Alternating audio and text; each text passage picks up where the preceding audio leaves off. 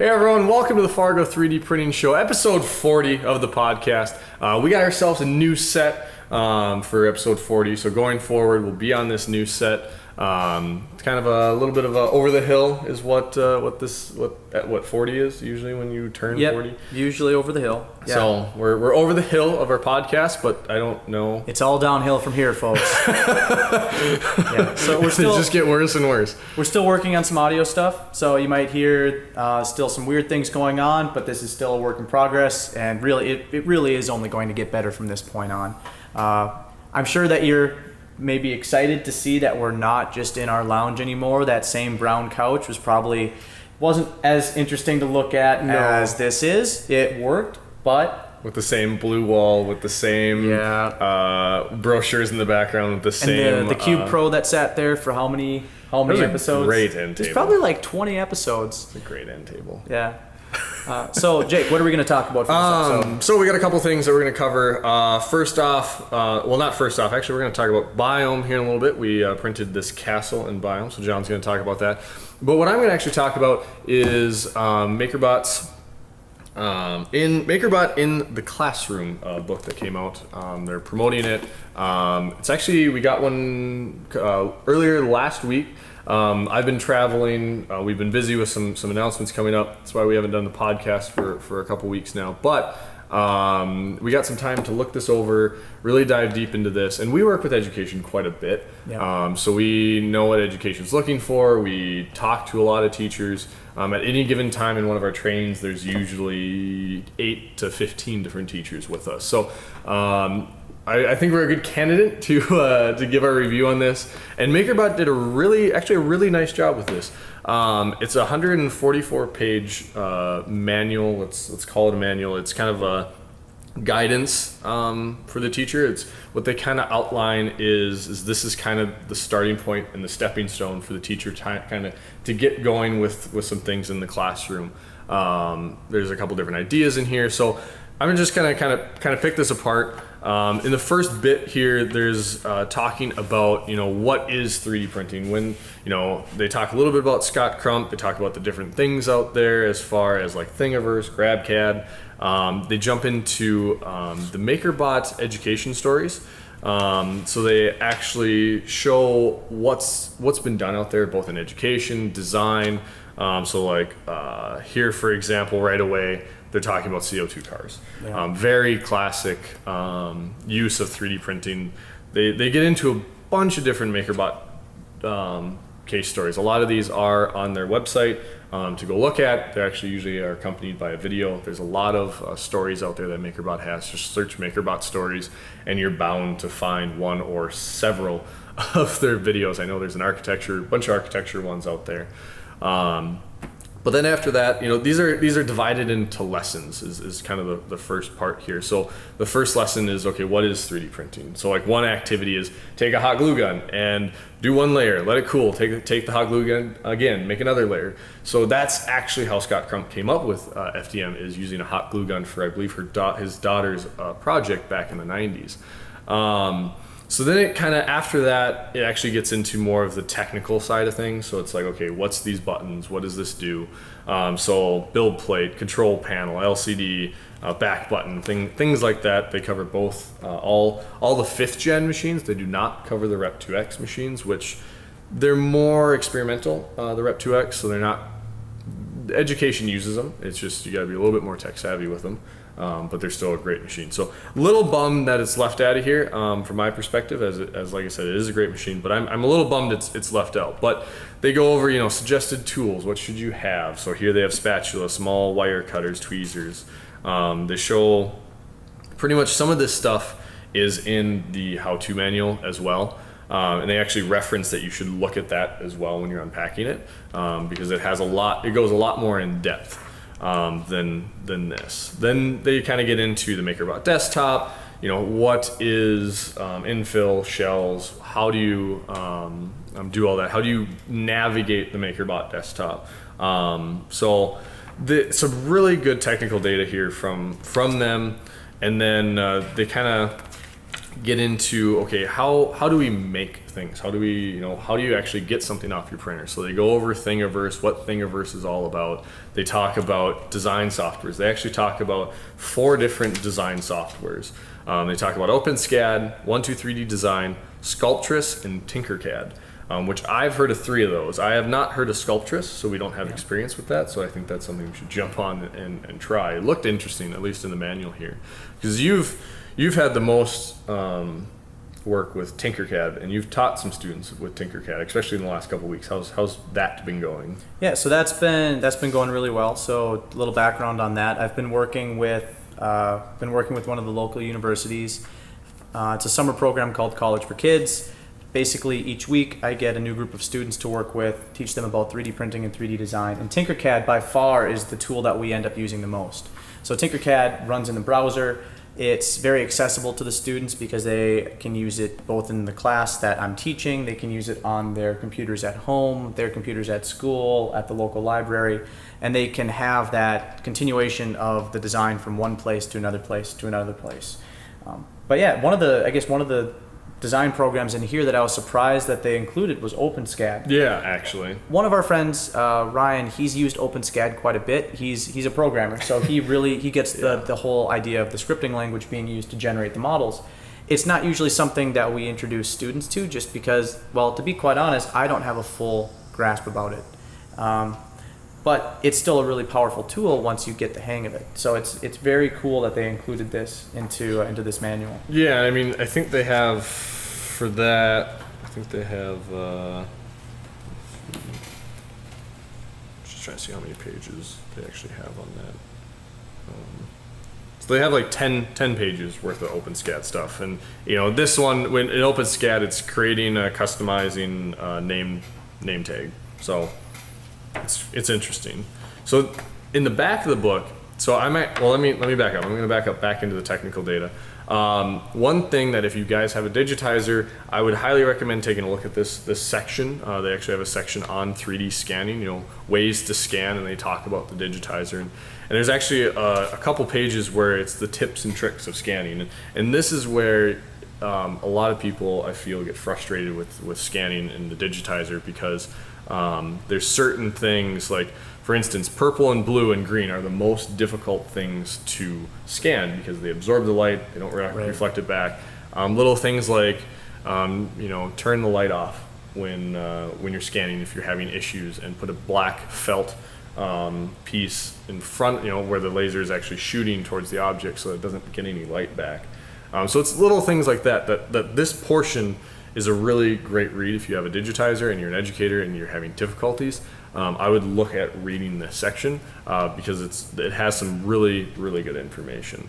Then in the back, it starts giving project ideas. So this book isn't a curriculum substitute. This book is to get you started to think about curriculum, starting to think about how to engage your students with 3D printing.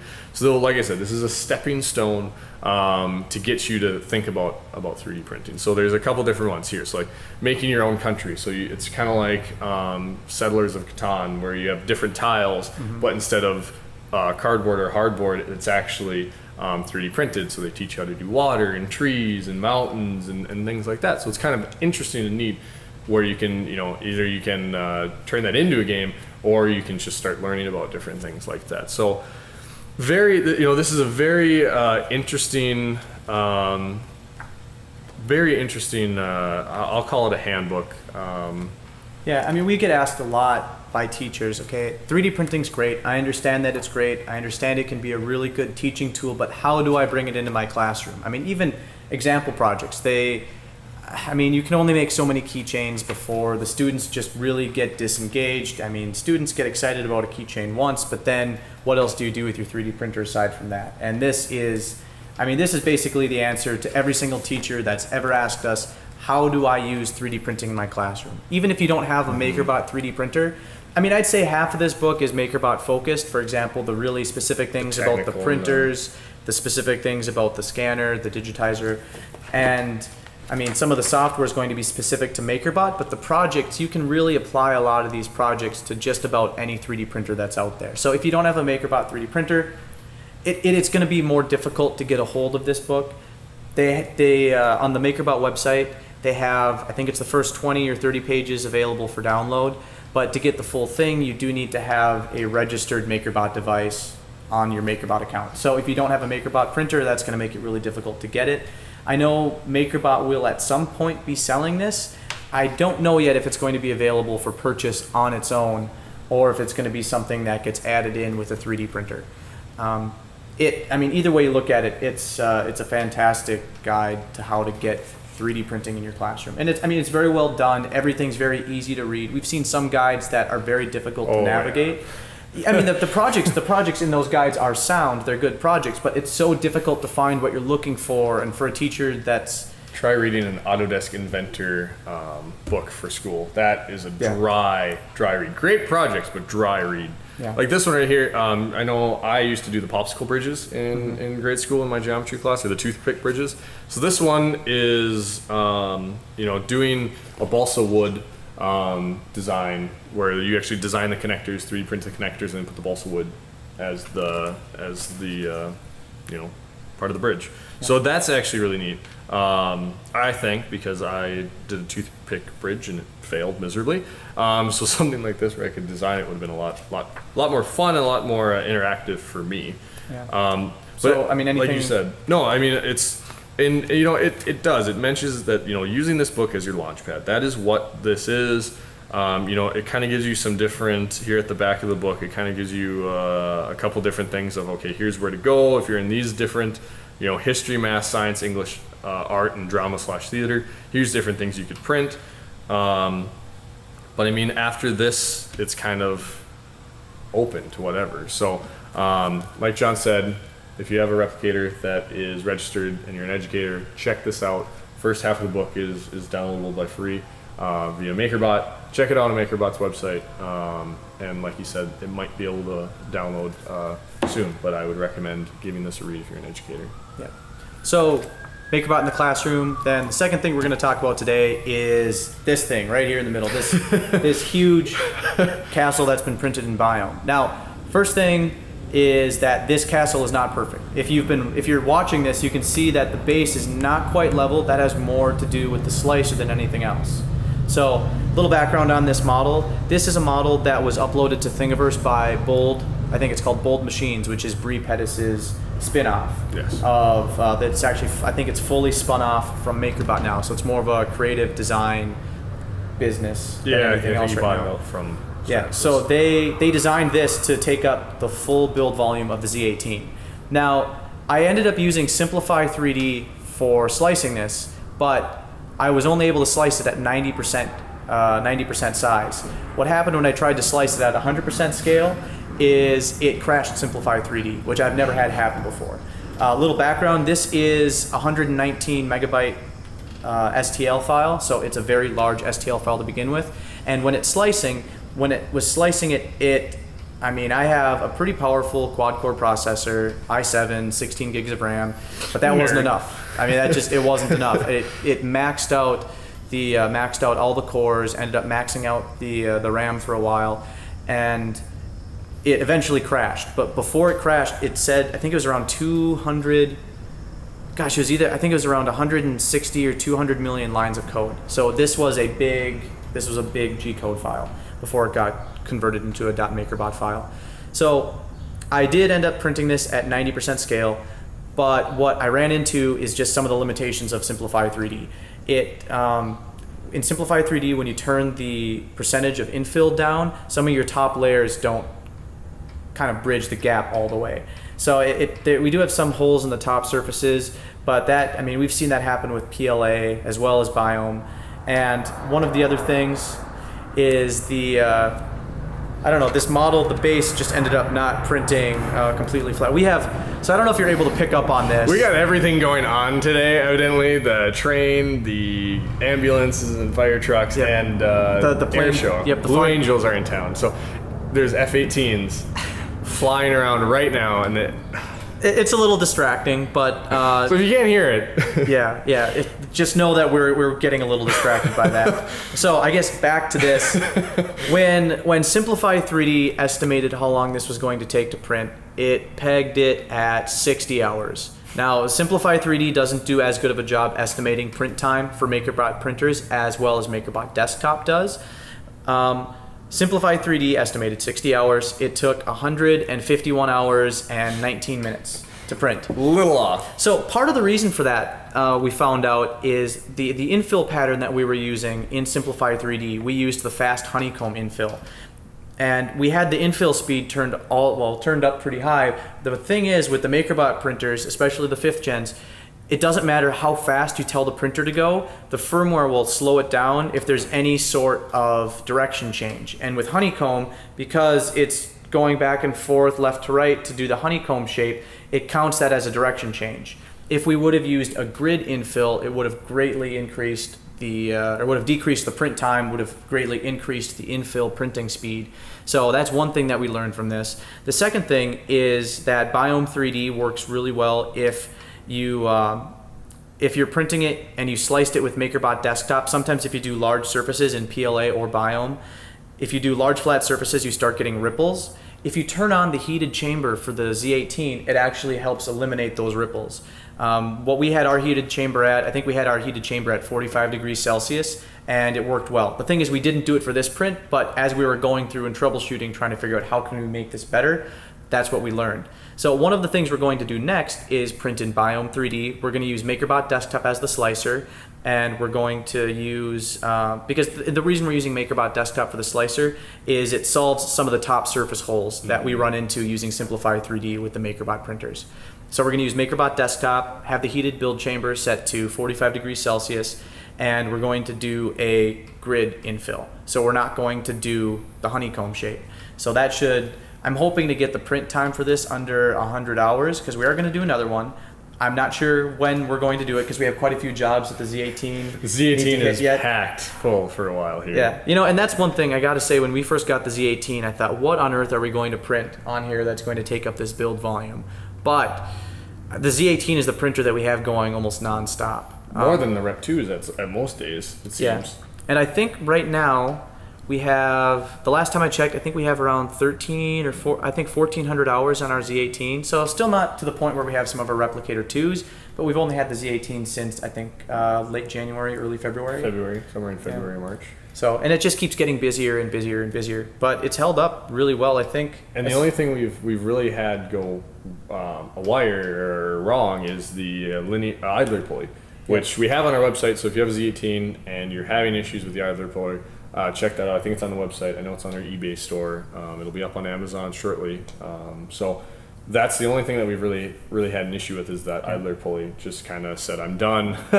Right. And it just went kaput. So, but that's an easy fix. Yeah. So for Biome 3D, we're working on having custom profiles for MakerBot Desktop, because there are a couple settings that we need to change. One is the distance from the raft to the main part of the print. The other one is the printing temperature. We found it helps if we drop the temperature down 10 degrees.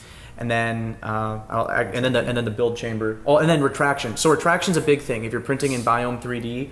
I think the default retraction length on the MakerBot printers, I don't know if it's just MakerBot. I think almost all the printers we have in house right now, it's between 1.5 and 2 millimeters retraction. Cranking that up to 9 millimeter retraction helps eliminate pretty much all the stringiness. On this one, we had it at 8.5 millimeters. So for the Z18, we might actually try it at 10 millimeters and see how that works. But between the temperature, raft separation distance, and the retraction distance, those are the three things that need to be changed with Biome 3D for the best results. But I mean, this print looks awesome. I mean, it's like I said, it's not perfect. A lot of that has to do with the slicer settings. But when we do the next one, I mean, it just looks great. It's a really fantastic print. Yeah, the shimmer of the Biome is really neat. So if you're looking on the website and you look at the Biome page and you're like, oh, that's Photoshop, that's not that shiny. It is actually that shiny. That's what the filament looks like. Yeah. It is that nice shimmery color, and it's not. And the natural is actually more of a white color, so that's why we don't. It's like a pearl. Like a pearlescent look. So that's why we don't have any white on there, is because the natural is naturally that pearlescent / white color. So. Yeah. I think that's it for this week. Just really two big things. We dove deep into both of them, both the MakerBot in the Classroom book and the the fantasy castle that was printed in Biome 3D on the Z18. We should have some more stuff next week. We have some really exciting things happening as far as materials go. So we'll have more to update you on next week, and we look forward to hearing from you about our set. Anything that you think we should change or anything that we should improve. I know sound quality, we're working on that. It's like I said, it's going to keep getting better. The fire trucks, the trains, and the airplanes we have nothing to do about, so our apologies. But even that, we're going to work on getting that dampened down a little bit more. But on behalf of myself, John Schneider, and Jake Clark, we want to thank you for tuning in to the Fargo 3D Printing Show. If you haven't already, subscribe to us on YouTube, subscribe to us on iTunes. Click the button wherever it's at, click it. Yep, and then just follow us on social media. These get posted on our different social media accounts each week, so even if you're not subscribed to it, you can find out about the new episodes as they happen. Like it, share it. We'll have, like John said, we'll have some new updates next week, so tune in for that. You'll hear it on our social media, both here and other social media. So again, on behalf of both of us, thanks for watching.